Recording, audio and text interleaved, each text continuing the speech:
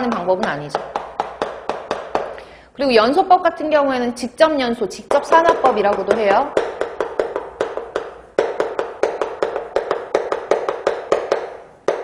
제가 이론 시간에 산화하는 방법이 있는데 환원하는 방법이 없다라고 했어요. 그래서 VOC 같은 경우에는 탄화수소의 일종이기 때문에 산화해서 얘네 악취를 유발하는 물질들을 없애야지 환원하는 방법은 없다. 헷갈리지 마셔라 라고 했었고, 그리고 직접 연소를 할 때는 연소 온도가 높은데 촉매를 사용하면 연소 온도가 낮아진다 그랬죠. 그래서 촉매 연소법도 있고요. 마찬가지로 촉매 연소도 촉매 산화 라고 하니까 체크해 놓으시고, 생물학적으로는 토양에다 넣어서 탈취하는 토양탄칠법 같은 것도 있고,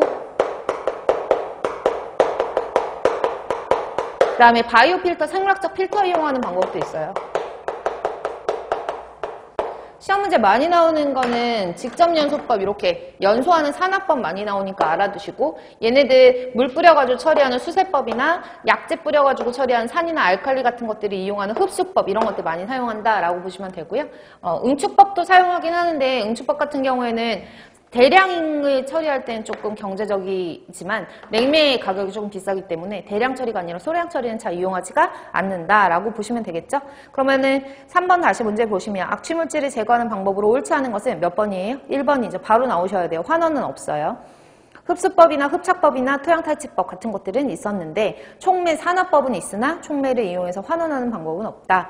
4번에 볼게요. 4번은 좀 화학적인 문제죠. 카르보닐기를 포함하지 않는 물질은 보통 대기 중에 있는 탄화수소의 광학적 산화에 의해서 불안정한 상태가 되잖아요. 그렇죠? 광학적 반응을 하면 불안정한 어떤 중간 물질로 형성되는 중간 물질이 있는데 그 물질을 우리가 카르보닐기라고 얘기를 하고, 이런 카르보닐기를 통해서 오존이라든지 자유 라디칼 같은 것들이 생성을 하는 거예요. 그래서 카르보닐기를 포함하지 않는 물질은 이라고 했는데, 보통 카르보닐기를 포함하고 있는 물질들은 포르말린이라든지 유기산, 4번에 있는 펜 같은 물질이고, 여기에 플러스 해가지고 카르보닐기가 갖고 있는 애들은 알데하이드, 계를 말하는 거고, 케톤 같은 거 말하는 거예요. 그래서 알데하이드, 케톤, 그 다음에 아세톤 이런 것들이 카르보닐기를 포함하고 있다라고 정리를 하시면 될 것 같고, 딱 한 번 시험 문제 출제가 나왔고요.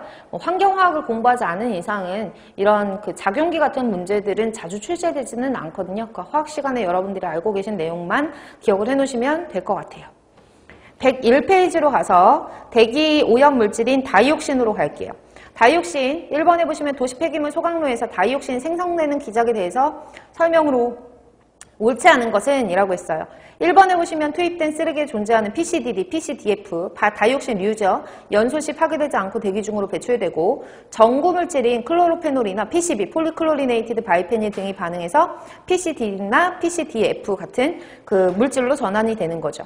클로로가 들어가 있잖아요. 그래서 다이옥신 같은 경우에는 우리가 염소계 화합물을 소각함으로써 불완전 연소함으로써 발생하는 것이다 라는 거 확인하실 수가 있고, 3번에 보시면 PVC나 리그닌 같은 유기물질과 염소 공여체 등으로부터 생성된다. 다이옥신의 생성 과정 알고 계시면 돼요. 4번에 보시면 전구 물질이 비산재나 염소 공여체와 결합한 후에 PCDD는 배출가스의 온도가 600도C 이상에서 최대로 발생한다라고 했는데, 다이옥신 생성 온도 기억하셔야 되거든요. 다이옥신 생성 온도는 일단은 다이옥신은 열적 안정성이 높아요.